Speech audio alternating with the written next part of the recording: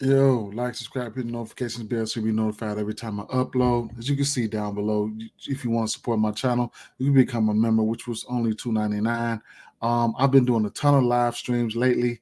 That's why it's important. If you're whatever platform you're seeing this on, it's important that you subscribe to me on YouTube. That way you get notified for everything that I do. Um, Other than that, I need to do more recordings though, especially late at night. No matter if I'm at work or whatever, I need to just bring the content because the early lines are the best lines, and that's where I'm at with that, right? So they're going to talk about some plays here. A few of these plays we'll have to talk about them tomorrow for some different spots, but let's get right into the spots that I really like right now. Um, Especially like a 2-man or maybe a 3-man, especially that you could look at on underdog. Underdog, I really like doing 3-man parlays on underdog because uh, that it's a plus 600 no matter what. I think that's the best value out of all these pick'em sites.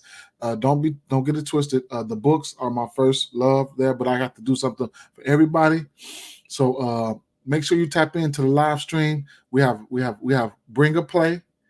We do community parlays and just, we have some fun, right? At the end of the day. So let's get into it. Let me get a screen pulled up here. Let me see. Share screen. Let's get this screen up here. Bang. That's FanDuel. Okay. All right. So hopefully we can just make this quick and simple. I want to try to make things quick and simple. You guys know me. I'm long-winded, man. So I really want to try to make things quick and simple every single night. Some of these plays, take what you like, leave what you don't, and most importantly, to my people on the books, straight betting my plays are major key, right? So first game on the docket here, we got Philadelphia 76ers and Orlando Magic. We got 225 over under in this spot. This is a back-to-back for the Orlando Magics. And Orlando Magics, they're a fairly young team, so I definitely think they can handle it. However, as far as the bigs go, I give the lean towards the Orlando Magic and the bigs. On the big side, you got Goga Batadze, who's a pretty decent defender, strong guy down there coming off the bench behind Wendell Carter Jr., uh, who's playing limited minutes, but they're going to have a constant 5 there at all times there, so that kind of cancels things out. The rest of the team, the 4 on down, things like that. This game's going to sum up to be same game parlay game for me. To tell you the truth, Maxi, he's in a good spot if you ask me. I do target this team. I do like point guards versus this team. I do target this team, this Orlando team with the point guard. I think that's probably the best matchup on the board for somebody like for this Philadelphia 76ers team, right? Um, but at the end of the day, like I said, I'm going to look at this game for same game parlay purposes. Don't have it ready right now, but we could definitely look at it tomorrow around the live stream, or maybe put it in the community section. Okay. So not a definite play from this game, but I'm still cooking up. Okay. Toronto Blue Jays. Look at me. Oh, shout out to Outlier. They do sponsor my channel, and if you want to use that tool, you could go to my YouTube channel, and you can go to my bio, and you'll get a link down there. Outlier.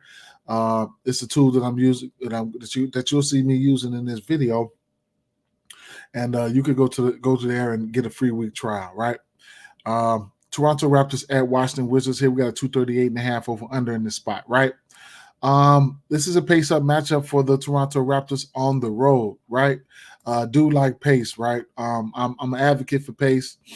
Right now we have the Washington Wizards number 1 in pace right now versus the Toronto Raptors, who are 20th in pace. So it's definitely a pace up matchup for the Toronto Raptors. That's one thing. Okay. Lately, we already know who and what Scotty Barnes has been doing. He's been killing it, so he's going to be one of my favorite plays here. So here's a guy that you can look at, right? Scotty Barnes, points, rebounds, assists, rebounds plus assists, however you want to look at it, right? So I looked at it earlier. I didn't jump on it, but Scotty Barnes' rebounds and assists came out at 15 and a half. At 15 and a half on PrizePicks, and I didn't catch it. and that was kind of crazy of me. But right now, you have it out on some of these books right now. DraftKings, Caesars, and BetMGM, they have it at 16 and a half right now. These are 15 and a half. I'm sorry. These are the books that have it at 15 and a half. So you can jump on those right now if you want. The line opened up at 16 and a half, went down to 15 and a half at 1:09 a.m. So this number will be going up and down all night long, right? So that's something that you can look at. However, you can look at multiple facets of how you want to take a look at it. When a pick'em sites come out, I do like his fantasy score, which is going to lead me to like his PRAs. He's 6-10 to this number his last 10 games. And if you want to be technical, looking at the small forward spot, you can see Washington Wizards. They are they're giving up the most points to this point small forward position, the most rebounds to the small forward position, and the most assists to the small forward position. And shout out to Franz Wagner for getting there today. I know the gang was really, really happy about that. And then they give up the most threes to the small forward position. So they got to be given, and they give up the most fantasy points to the small forward position. So everything is a go, all right? Speaking of threes for Scotty Barnes has been shooting the 3 balls lately. He's 7-10 to this number at 1.5. If you want to get to it, I suggest you get to it now, okay? Honorable mention, I definitely love Pascal Siakam in this spot. You can look at his rebounds and assists, points, rebounds, and assists, however, as well. All right, last time these two teams played, Pascal Siakam gave them boys 36, I want to say. And then, lo and behold, Kuzma had a great game as well. He had over 30 points. Who else I'm talking? Daniel Gafford, fantasy scores in play. And speaking of Daniel Gafford, his blocks are in play as well. You can take a look at his blocks. He's got multiple blocks. And this is what puts his fantasy score definitely in play, right? So, and then whenever you get blocks or steals, that definitely leans to the 1-1-1 category on FanDuel. Everybody know who that is. I mean, what that is. If you don't know what that 1-1-1 is, then I suggest you look into it because it's definitely a decent little prop there, right? So if I filtered the block for I filtered the blocks for Daniel Gafford to 1.5, and you could get that at a parlay piece on the books right now. He's hit this at 9 of his last 10 games, so shout out to him for that. Let's check his last 20 games. He's 15-20 to this number, so he's really been getting those 2 blocks. Okay, so definitely something. And then, like I say, for fantasy score, steals are 3 points and blocks are 3 points. So you get the drift, right? Okay, all right. Next game here we're going to talk about is going to be the let's see Milwaukee Bucks at Brooklyn Nets, right? So we already know we got 240.5 over under in this spot, first and foremost. Number 2, defending the power forward spot here is going to be really, really tough against somebody like Giannis. So his numbers are going to be in play. Then coming behind him, you'll get somebody like Bobby Porter's. His numbers will be in play too. All right. Where I want to attack this team at, I've been attacking this team at, has been at the point guard position, points and threes. Right. So Brooklyn, points, they're giving up the 4th most points as of right now to the point guard position. Kate Cunningham just came in and had 2 good games back to back to them versus them, and then the 3 ball. The Brooklyn, they're giving up the most threes to the point guard position. Last time these 2 teams played, Damian Lillard only hit 2 threes. I'm looking for him to hit his 3-point line, which will come out probably around 3.5. We don't have any lines out for Damian Lillard right now, but that's one of the bets that's going to be on my radar, right? Yeah, so all we have is Giannis Antetokounmpo numbers out right now. He's questionable. I don't know if he's going to play right now. That's why we don't have any numbers out for the rest of the team. So soon as those lines drop, I'll probably be sprinkling 3.5 threes or better for Damian Lillard there. Okay. Next game here we're going to be talking about is going to be the New York Knicks and Oklahoma City Thunder. Right. So right off the back here, I got love for Julius Randle in the spot. Right now, power forward spot here, rebound wise, is sitting at Oklahoma City Thunder. They give up the fourth most rebounds to this team. I mean, to the power forward position. I think there's a clear pathway for him to get a double double. Right now, you could get a double double for Julius Randle at. Matter of fact, I got some of these plays in my in my pair pool over here already. So right now you can get a double double for Julius Randle at a -115. He's only 2 of 10 to this number in his last 10 games. Head to head versus this team, double double. He's had every time he played this team, he's had a double double, and there you have that. It's a bunch of different and there's a bunch of different ancillary players that I think you can get to here. I was looking at what else was I looking at? SGA, he's just been phenomenal, right? So you can look at his points. He's got back-to-back games with 34 points. His points came out at 33.5 right now. Another play that you could look at for SGA, you could look at, he's a 1-1-1-1-1 candidate for steals and blocks, right? So he's getting plenty of steals and blocks. He's averaging probably a little bit over 2 steals a game. So that's something that you can look at there. Last 10 games, he's been killing it, right? 2.5 steals and blocks. He's hit this number every game except for in his last 10 games, he's 8 for 10 to this number. Might get a chance to get somebody shot, block Brunson shot or some shit like that, but he's been phenomenal. So he's going to be a 1-1-1-1-1 guy. Individual assist for Shaq. You know what I'm saying? Sitting at 6.5 is in play. He's back-to-back games to hit this assist prop. Head-to-head versus this team, he's 2 or 3 to this number versus this team, and so on and so forth, right? Who else did I have over here? It's a lot. It's a lot, right? Chet Holmgren, he's a double-double candidate. Only he has 2 double-doubles in his last 10 games, but he's still a double-double candidate along with blocks and things of that nature as well.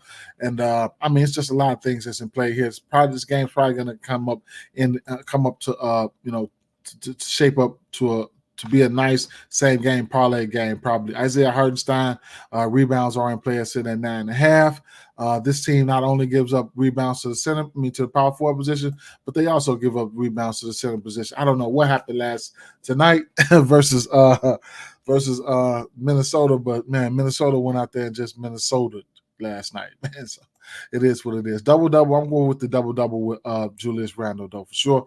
Over rebounds for him. His rebounds are sitting at a 9.5. So I couldn't talk off of that. That's going to be one of my plays right there. Okay. Next game we're going to talk about is going to be the Phoenix Suns at Houston Rockets, right? So this is a back-to-back for the Houston Rockets.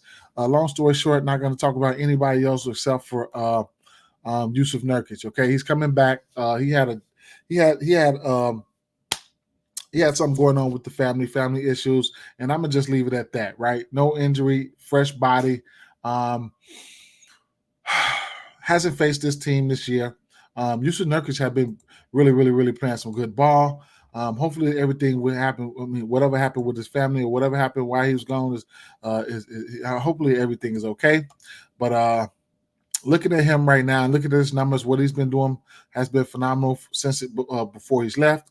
Last 5 games, looking at his rebounds, last 5 games, he's had 12 rebounds or more in 5 straight games. Let's look at his last 10 games, 6 of 10. So his rebound prop sitting at 10.5 right now. Points wise, his points prop sitting at 12.5. He's 7 of 10 to that number. His last 10 games. You could also look at his points plus rebounds, which he's 8 of 10 to this number. You could also look at his rebounds plus assists. However you want to look at it, he's been killing it. Double doubles. He's 4-10 to this number his last 10 games. Me personally, I don't know how I want to attack it, man. I don't know how I want to attack it. I might end up trying to attack his double double. His double double at plus 100. His rebounds probably sitting at 10.5 at -105.